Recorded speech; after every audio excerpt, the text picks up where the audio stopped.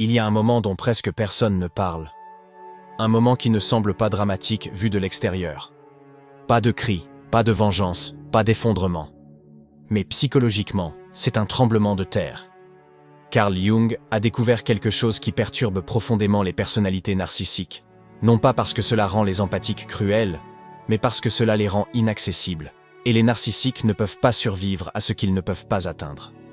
Ce moment survient lorsque l'empathique n'est plus blessé, mais fini. Pas amer, pas endurci, pas vengeur, juste fini. Jung a décrit cela comme un tournant alchimique, une réaction psychique où le poison n'est pas expulsé, mais absorbé, digéré et transformé en quelque chose de complètement différent. Il a appelé ce processus « alchimie psychologique ». Et une fois que cela se produit, l'empathique ne devient pas dangereux comme le monde s'y attend.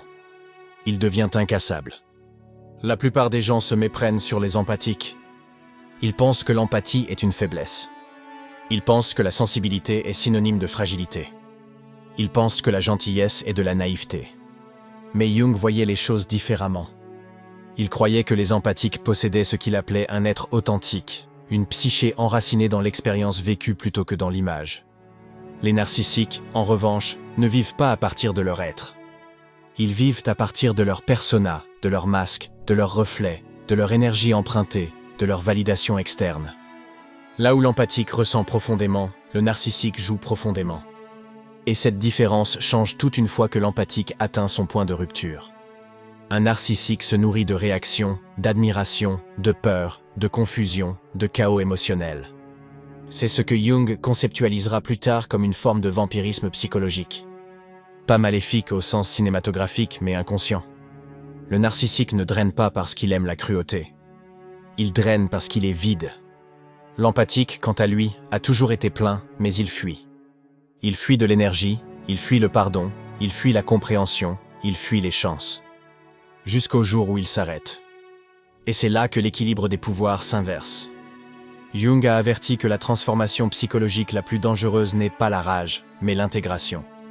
Car lorsque l'empathique intègre ce qu'on lui a appris à réprimer, la colère, les limites, le discernement, l'autorité de soi, il ne bascule pas dans la cruauté. Il bascule dans la clarté. C'est là que Jung a introduit le principe d'énantiodromie, la tendance des choses à se transformer en leur contraire lorsqu'elles sont poussées à l'extrême. L'empathie excessive finit par devenir souveraineté. Le don sans fin devient maîtrise de soi. Le silence devient présence. Et la présence est terrifiante pour ceux qui s'appuient sur la manipulation. Voici la partie à laquelle les narcissiques ne s'attendent jamais. L'empathique ne riposte pas.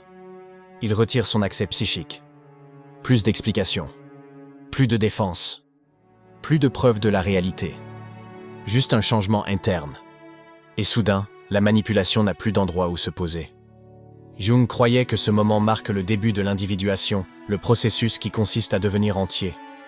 Ni bon, ni moral, ni socialement acceptable. Entier. Et la plénitude ne négocie pas avec le dysfonctionnement. C'est pourquoi une personne empathique qui en a assez ne crie pas. Elle reste calme. Elle ne dénonce pas le narcissique. Elle ne cherche pas à obtenir justice. Elle n'a pas besoin de tourner la page. Elle cesse simplement de participer à l'illusion. Et l'illusion est l'oxygène du narcissique. Jung a écrit un jour que le plus grand fardeau qu'un être humain puisse porter est une vie non vécue. L'empathique a trop vécu pour les autres. Le narcissique a trop peu vécu en lui-même. Lorsque l'empathique cesse d'offrir son monde intérieur comme refuge, le narcissique est contraint de faire face à son propre vide, et cette confrontation est insupportable. C'est le moment alchimique, le moment où la souffrance devient perspicacité, quand la douleur devient structure, quand l'empathie devient pouvoir, pas le pouvoir sur les autres, le pouvoir intérieur. Et à partir de ce moment, l'empathique commence à passer par différentes étapes psychologiques. Des étapes que Jung a décrites bien avant que la psychologie moderne ne leur donne un nom. Des étapes qui aboutissent à quelque chose de rare. Un empathique qui ne peut être manipulé. Une personne empathique qui voit instantanément à travers les masques. Une personne empathique qui ne confond plus l'amour avec l'effacement de soi.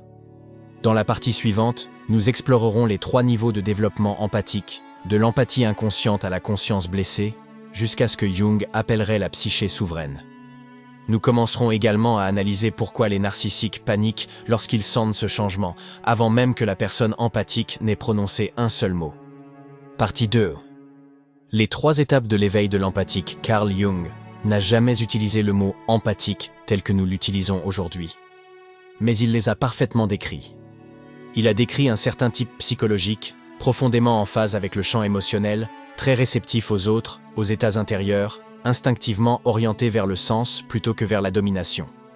Ce que Jung a remarqué, c'est que ces personnes ne restent pas les mêmes tout au long de leur vie. Elles évoluent, et cette évolution suit 3 étapes distinctes. La plupart des gens ne quittent jamais la première. Beaucoup souffrent sans fin dans la deuxième. Très peu atteignent la troisième. Et les narcissiques craignent la troisième plus que l'exposition. Étape 1. L'empathique inconscient. C'est là que commence l'empathie. L'empathique inconscient ressent tout, mais ne comprend presque rien à la raison pour laquelle il ressent ses émotions. Il absorbe les humeurs. Il intériorise le blâme. Il se sent responsable de la douleur des autres. Il confond l'intensité émotionnelle avec l'intimité. Il confond le lien traumatique avec l'amour. Il confond le sacrifice de soi avec la vertu. À ce stade, l'empathie est poreuse.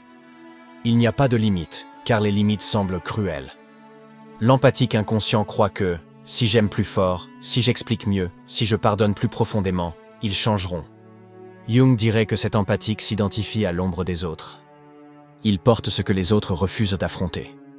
Et les narcissiques le reconnaissent instinctivement. Pas consciemment, instinctivement, comme un prédateur qui sent un système nerveux ouvert. C'est pourquoi les narcissiques sont si rapidement attirés par les empathiques. L'empathique reflète. L'empathique écoute. L'empathique valide. Mais ce que l'empathique considère comme une connexion est en fait une projection. Le narcissique projette un moi idéal. L'empathique projette de l'espoir. Et tous deux croient à l'illusion, pour des raisons très différentes. Mais finalement, quelque chose se brise. Car l'empathie sans individualité devient épuisante. Et l'épuisement force la prise de conscience. Ce qui nous amène à la deuxième étape. Étape 2. L'empathique blessé qui s'éveille. C'est la phase la plus douloureuse. C'est là que l'empathique réalise « j'ai donné vie à quelque chose qui se nourrit de moi ». Jung appelait cela la rencontre avec l'ombre. Pas l'ombre du narcissique. La sienne. La colère qu'on leur a appris à réprimer. Les limites qu'on leur a appris à considérer comme égoïstes. Les instincts qu'on leur a appris à remettre en question. C'est l'étape de la confusion. Ils oscillent entre la compassion et la rage. Entre la culpabilité et la lucidité. Entre partir et rester. Ils voient la manipulation, mais se sentent toujours responsables. Ils comprennent le schéma, mais espèrent toujours qu'il changera. C'est là que les narcissiques se battent le plus pour reprendre le contrôle. Pourquoi ? Parce que la prise de conscience affaiblit le sortilège. À ce stade, les narcissiques intensifient leurs efforts. Ils manipulent de manière plus subtile. Ils jouent les victimes de manière plus convaincante. Ils alternent cruauté et affection. Ce n'est pas une stratégie. C'est de la panique. Car Jung avait compris quelque chose d'essentiel. Une fois qu'une personne prend conscience d'un complexe, celui-ci commence à perdre de son pouvoir. Et la dynamique narcissique est un complexe. Une boucle psychique alimentée par une participation inconsciente. L'empathique blessé demande souvent « Pourquoi est-ce si douloureux, même après avoir vu la vérité ?» Parce que la prise de conscience précède l'intégration. Voir le poison n'est pas la même chose que le neutraliser. Cette étape est la nuit noire de l'empathie. Mais c'est aussi la porte d'entrée. Étape 3. L'empathique souverain. C'est une étape que Jung a rarement observée, mais qu'il respectait profondément. L'empathique souverain ne perd pas son empathie. Il la maîtrise. Il ne fusionne plus émotionnellement. Il observe. Il n'explique plus à outrance. Il s'exprime une seule fois, clairement. Il ne cherche plus à être compris. Il se comprend lui-même. Cet empathique a intégré son ombre. La colère devient discernement. La sensibilité devient perception. La compassion devient choix. Et voici la partie que les narcissiques ne peuvent tolérer. L'empathique souverain ne réagit pas. Pas d'approvisionnement émotionnel. Pas de défense. Pas d'effondrement. Juste une présence. Jung croyait que l'individuation culmine dans l'autorité intérieure. Pas la domination. Pas le contrôle. l'autorité sur son énergie psychique. Cet empathique n'est plus disponible pour le vampirisme psychologique. Parce qu'il ne divulgue plus son identité. Il est ancré. Et les personnes ancrées sont immunisées contre la manipulation. Le narcissique ressent instantanément ce changement, même si rien n'est dit. L'énergie de l'empathique ne réagit plus au crochet. Pas de culpabilité. Pas d'urgence. Pas de poursuite émotionnelle. Et soudain, le narcissique se retrouve seul avec lui-même, ce qui est le seul endroit où il ne peut pas survivre. Dans la partie suivante, nous aborderons la méthode RISE.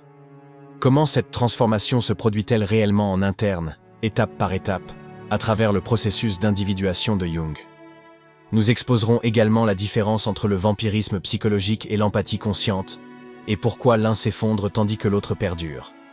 Partie 3. La méthode, RISE et la mort du vampirisme psychologique. Carl Jung croyait que le véritable changement ne se produit pas en pensant différemment. Il se produit lorsque la psyché se réorganise. Pas par des affirmations, ni par la volonté, mais par la confrontation consciente avec ce qui a été évité. C'est là que l'éveil de l'empathique cesse d'être émotionnel et devient structurel. Pour comprendre cela, nous devons parler de ce que Jung reconnaîtrait comme un mouvement d'individuation en 4 étapes. Ce que nous appellerons la méthode RISE. Ce n'est pas une technique. C'est une séquence psychologique. Une fois qu'elle est enclenchée, elle ne peut être inversée. R. Reconnaissance. La reconnaissance est brutale. C'est le moment où l'empathique cesse de romancer la souffrance. Il reconnaît des schémas plutôt que des incidents isolés. Il cesse de se demander « Pourquoi sont-ils comme ça ?» et commence à se demander « Pourquoi suis-je encore là ?» Jung soulignait que la projection se dissout dès que la responsabilité revient à soi-même. Il ne s'agit pas de se blâmer soi-même, mais de se réapproprier soi-même. L'empathique reconnaît que son empathie était sans limite et non vertueuse. Que sa loyauté était mal placée et non noble. Que son épuisement est une information. Et cette reconnaissance brise l'emprise du narcissique. Car la manipulation repose sur la confusion. Intégration. C'est l'étape la plus mal comprise. L'intégration ne signifie pas le pardon. Elle ne signifie pas mieux comprendre le narcissique. Elle signifie intégrer les traits rejetés de l'empathique. Sa colère. Son refus. Sa capacité à s'éloigner sans explication. Jung a averti que ce que nous refoulons ne disparaît pas. Cela nous contrôle de l'intérieur. L'empathique qui refoule sa colère devient docile. L'empathique qui intègre sa colère devient perspicace. C'est là que l'empathique cesse d'être moralement prévisible. Et la prévisibilité est ce sur quoi comptent les narcissiques. À ce stade, quelque chose d'étrange se produit. L'empathique se sent moins émotif, mais plus vivant. Moins réactif, mais plus présent. Parce qu'il n'est plus divisé. Il n'externalise plus son ombre vers les autres. Il la porte consciemment. Et une ombre consciente n'est pas dangereuse. Elle est protectrice. Séparation. Il ne s'agit pas d'une distance physique. Il s'agit d'un retrait psychique. L'empathique cesse d'expliquer son monde intérieur à quelqu'un qui s'obstine à le méconnaître. Il cesse de se disputer avec une réalité déformée. Il cesse de rechercher la responsabilité. Jung a décrit cela comme le retrait des projections. La psychologie revient à sa source. Et lorsque cela se produit, le narcissique vit quelque chose de terrifiant. L'irrélevance. Pas le rejet. Pas l'abandon. L'irrélevance. Ce qui est pire. C'est pourquoi les narcissiques essaient souvent de provoquer une réaction pendant cette phase. De la colère, des larmes, n'importe quoi. Car même une attention négative rétablit la connexion. Mais l'empathique n'est plus disponible émotionnellement. Pas fermée. Complète. Une certaine incarnation. C'est le changement final. L'empathique ne pense plus différemment. Il existe différemment. Son système nerveux change. Sa posture change. Sa voix ralentit. Il ne se précipite pas pour combler le silence. Il fait confiance à son autorité interne. Jung pensait que c'est à ce moment-là que le soi, et non l'ego, devient le centre organisateur de la psyché. Et à partir de cet état, la manipulation ne s'enregistre tout simplement plus. Vampirisme psychologique versus empathie consciente. Nous pouvons désormais nommer clairement la différence. Le vampirisme psychologique se nourrit de la réaction. L'empathie consciente fonctionne à partir du choix. Le vampirisme s'effondre sans approvisionnement. L'empathie consciente n'a pas besoin d'autorisation pour exister. L'empathique souverain peut ressentir profondément sans donner accès. Il peut aimer sans disparaître. Il peut voir la douleur sans l'absorber. Et c'est pourquoi les empathiques éveillés deviennent terrifiants pour les narcissiques. Non pas parce qu'ils attaquent, mais parce qu'ils ne peuvent pas être consommés. Dans la dernière partie, nous explorerons les guerriers empathiques, non pas des combattants, mais des individus intégrés qui évoluent dans le monde avec une autorité tranquille. Nous répondrons également à la dernière question que Jung nous a laissée. Que se passe-t-il lorsque l'empathie et le pouvoir coexistent enfin dans la même psyché? Partie 4. Le guerrier empathique et la fin du masque. Carl Jung n'a jamais cru que le but du développement psychologique était la bonté. Il croyait que le but était la plénitude. La bonté sans force s'effondre. La force sans empathie corrompt. Mais lorsque l'empathie et la force s'intègrent, quelque chose de rare émerge. Ni un sauveur, ni une victime, ni un combattant. Un guerrier empathique. Le guerrier empathique ne combat pas les autres. Il combat la fragmentation intérieure. Il ne cherche pas à démasquer les narcissiques. Il laisse les narcissiques se démasquer eux-mêmes, par leur absence de pertinence. Jung avait compris qu'une fois que le moi devient le centre organisateur de la psyché, le chaos extérieur perd son autorité. Le guerrier empathique n'a pas besoin de dominer. Il n'a pas besoin de gagner les disputes. Il n'a pas besoin d'être cru, car sa réalité est confirmée en interne. C'est pourquoi les narcissiques finissent par abandonner les empathes éveillés. Non pas parce qu'ils sont vaincus, mais parce qu'il n'y a plus rien à tirer. Pas d'admiration, pas de culpabilité, pas de turbulence émotionnelle, juste une présence calme et ancrée. Et la présence ne peut être manipulée. L'effondrement du masque Jung croyait que la persona, le masque, était nécessaire au début de la vie. Mais lorsqu'il devient toute l'identité, il devient une prison. Les narcissiques vivent à l'intérieur de leur persona. Ils doivent jouer leur rôle en permanence. Ils doivent être vus. Ils doivent être validés. Le guerrier empathique, en revanche, n'a plus besoin d'être vu. Il voit. Et ce regard, calme, clair, sans réaction, est insupportable pour quelqu'un qui survit grâce à l'illusion. C'est là l'ironie finale. L'empathique n'a jamais voulu le pouvoir, mais le pouvoir l'a trouvé quand même, au moment où il a cessé de s'abandonner. Pourquoi l'empathique excédé est vraiment dangereux? Pas dangereux dans son comportement. Dangereux pour le dysfonctionnement, dangereux pour les cycles, dangereux pour l'inconscience. L'empathique excédé ne sauve plus. Il n'explique plus les abus. Il ne spiritualise plus la souffrance. Il quitte les systèmes qui exigent l'effacement de soi pour fonctionner. Et ces systèmes s'effondrent lorsque l'empathie disparaît. Jung a écrit un jour, « La chose la plus terrifiante est de s'accepter complètement. » C'est exactement ce que fait l'empathique lassé.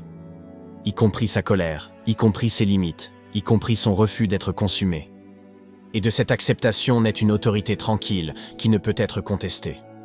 La vérité finale. L'empathie n'a jamais été censée être un don sans fin. Elle était censée être une perception. La sensibilité de l'empathique n'était pas un défaut. C'était un entraînement. Un entraînement à voir sous les masques. Un entraînement à ressentir les changements subtils. Un entraînement à reconnaître quand quelque chose n'est plus vivant. Une fois cet entraînement terminé, l'empathique ne retourne pas à l'innocence. Il retourne à la vérité. Et la vérité ne crie pas. Elle ne convainc pas. Elle ne poursuit pas. Elle se tient debout. Si vous êtes arrivé jusqu'ici, ce message n'était pas un divertissement. C'était une reconnaissance. Et la reconnaissance est le premier pas vers la liberté.